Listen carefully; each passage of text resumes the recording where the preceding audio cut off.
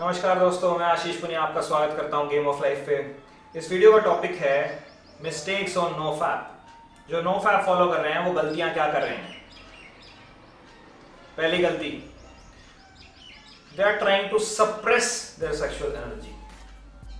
वो दबाने की कोशिश कर रहे हैं, अपने आप को फोर्सफुली करने की कोशिश कर रहे हैं। Suppression is not the answer, substitution और ट्रांसम्यूटेशन इज।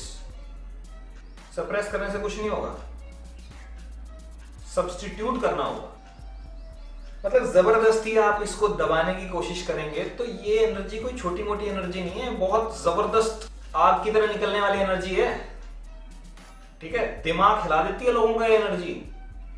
तो आपको अपने माइंड को लस्टफुल एक्टिविटीज, काम वासना में जो आपको लेके जाती हैं, उन एक्टिविटीज से हटा के आपको ऐसी एक्टिविटीज में अपने आप को लगाना पड़ेगा जिससे कि आप थोड़ा मंथन कर सकें अपने माइंड का, अपने माइंड को यूज कर सकें। जैसे reading and interpreting spiritual scriptures. Gita किसी के समझ में नहीं आती, इस एनर्जी को सेव करके उसको पढ़ने की कोशिश करो, समझ में आएगी। ऐसे ही बहुत से ऐसे स्क्रिप्चर्स हैं, बुक रीडिंग करो, रिलीजियस एक्टिविटीज में इन्वॉल्व हो जाओ, जिस भी धर्म से बिलोंग करते हो। हर धर्म एक ही जगह लेके जाता है, हर धर्म ने नाम अलग अलग ले रखे हैं, बट चीज तो एक ही है, एक ही शक्ति है, एक ही पावर है। कोई उसको अल्लाह बोल देता है, कोई शिव बोल देता है, कोई ओमकार बोल देता है, कोई फादर ऑफ क्राइस्ट बोल देता है, चीज एक ही है। और ट्रांसम्यूटेशन जैसे मैंने बताया है, वो लोग नो फैप करें ही ना जो ट्रांसम्यूटेशन पे काम नहीं कर रहे हैं। जो आज के दिन लोगों की माइंड में जो परसेप्शन है ब्रह्मचर्या से रिलेटेड, कि brahmacharya is just semen retention, no fap को ही लोग ब्रह्मचर्या समझते हैं। ना ना ना, ये बिल्कुल गलत डेफिनेशन है।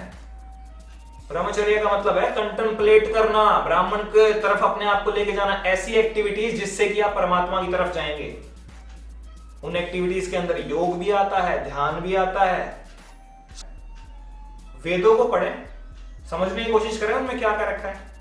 उसमें सारी की सारी वो टाइप की आपको साइंस मिलेगी जो आज के दिन मॉडर्न साइंस क्वांटम फिजिक्स के अंदर डिस्कवर कर रही है। वेदों के अंदर सब वही चीजें हैं। हाँ, बट ये है कि उसके अंदर मिक्सिंग आज के दिन बहुत ज्यादा हो गई है। तो अपने आप को ऐसी चीजों के अंदर लगाओ यार, जिससे कि आपका माइंड भागे ना उस डायरेक्शन में। लड़कियों को ऑब्जेक्टिफाई करते हो या फिर लड़कियां लड़कों को ऑब्जेक्टिफाई करती हैं, यही प्रॉब्लम है सारा का सारा। आप अपना परसेप्शन इस तरीके से डेवलप करो ना कि हर लड़की मेरी बहन, उसको बहन की नजर से देखना शुरू करो, मन में वो ख्याल आएंगे ही नहीं। बट आप सोचते हैं कि वीडियो के अंदर जो आई हुई लड़की उसको कैसे बहन बना ले। अरे बना के तो देखो एक बार, सिर्फ सोचना ही तो है, वो सारी के सारे लस्टफुल थॉट्स चले जाएंगे। सोच ही चेंज हो जाएगी, सारी की सारी परसेप्शन ही बदल जाएगा। काम वासना को मौका ही नहीं मिलेगा आपके पास आने का। जो लोग अभी पढ़ाई कर रहे हैं उनके लिए बहुत जरूरी है ये सब चीज, कि वो इसको सीरियसली फॉलो करें। तभी तो मेंटल कैपेबिलिटीज बढ़ेगी, तभी तो परसेप्शन क्लियर होगा, तभी तो सोच डेवलप होगी, मेमोरी शार्प होगी, चीजें ज्यादा देर तक रिटेन कर पाओगे माइंड में, ज्यादा गहराई में उतर पाओगे चीजों के। मेरा तो सिंपल सा फंडा है, जो करो डीपली करो, गहराई में करो, वरना छेड़ो ही मत। तो सिंपल सिंगल नो फैप करने से कुछ नहीं होगा भाई, आपको साथ में ट्रांसम्यूटेशन को भी लेके चलना पड़ेगा। Meditation is must. जो ये सब नहीं करेगा ट्रांसम्यूटेशन टेक्निक्स को फॉलो, उससे होगा ही नहीं नो फैप, वो फेल कर देगा, स्ट्रीक ही नहीं बनी पाएगी लंबी। कई लोग परेशान है कि सर नाइटफॉल की प्रॉब्लम हो रही है। अरे nightfall is not a problem, उनको नहीं होता नाइटफॉल जो लगातार लगे पड़े हैं, उनको होता है जो रिटेन करने की कोशिश कर रहे हैं। This is the second step. नहीं तो बॉडी को तो आदत है इस फ्लूइड को बाहर निकालने की बार बार। अब आपने बॉडी को रोका है कि नहीं भाई मैं बॉडी की केमिस्ट्री चेंज करने की कोशिश कर रहा हूं, तो बॉडी अपने आप उसको बाहर निकाल दे रही है सपने में, दैट इज नाइटफॉल। तो ये पॉजिटिव साइन है और ये धीरे धीरे धीरे धीरे जाएगा। बट इसका मतलब ये नहीं है कि आप नेगेटिव फील करके इस पे काम करना ही छोड़ दें। You have to stay positive. तो कुछ चीजें हैं जो आपको नहीं करनी है। जो भी आपको ट्रिगर कर रहा है इन सब थॉट्स के अंदर लेके जा रहा है, वो ट्रिगरिंग कंटेंट देखना बंद कर दीजिए, दूर हो जाए उन सब चीजों से।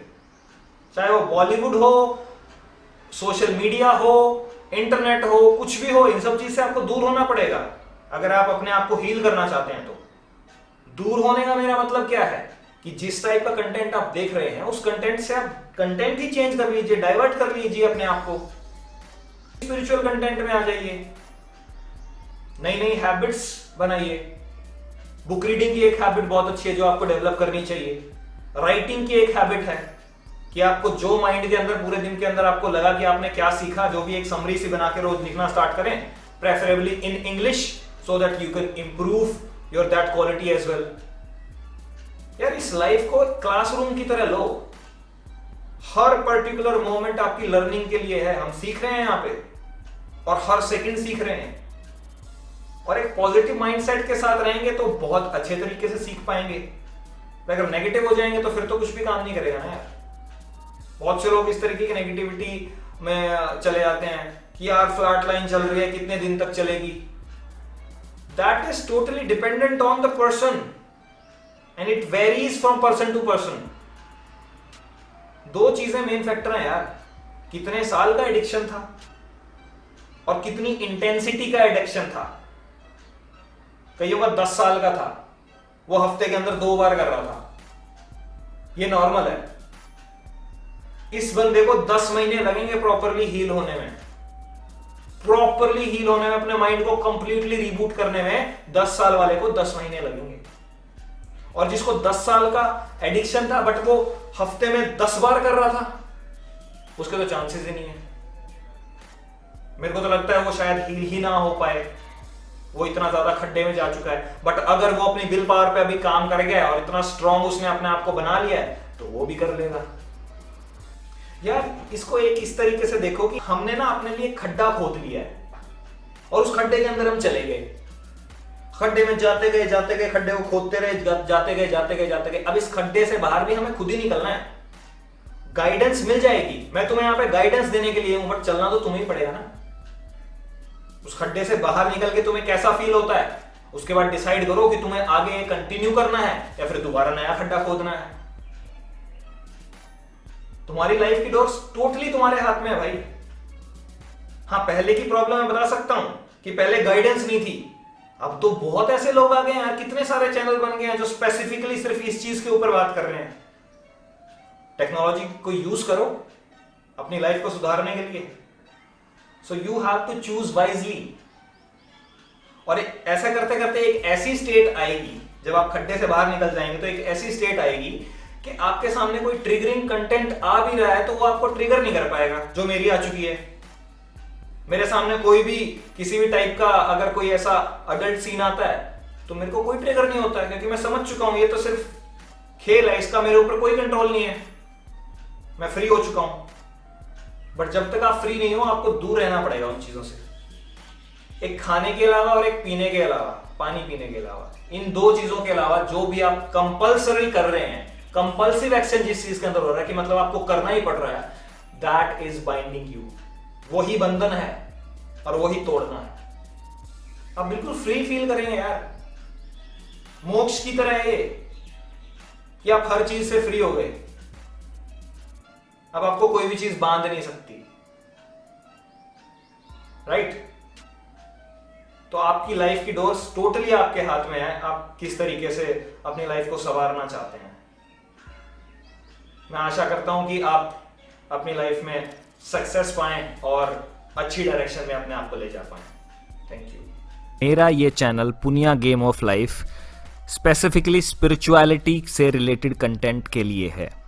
ब्रह्मचर्य या फिर मॉडर्न टर्म्स में आप कह लीजिए नो फैप, जो सिर्फ फिजिकल ब्रह्मचर्य है, वो एक फाउंडेशन है स्पिरिचुअल लाइफ के लिए। तो मैं आपसे रिकमेंड करूंगा कि आप जो नो फैप प्लेलिस्ट है उसके अंदर जो वीडियोस हैं वो देख लें। इसके बाद सबसे इंपॉर्टेंट चीज है सेक्सुअल एनर्जी ट्रांसम्यूटेशन, जिसपे 2 वीडियोज इस चैनल पे ऑलरेडी हैं, तो आपको उनका ध्यान रखना है और उनको फॉलो करना है अभी से।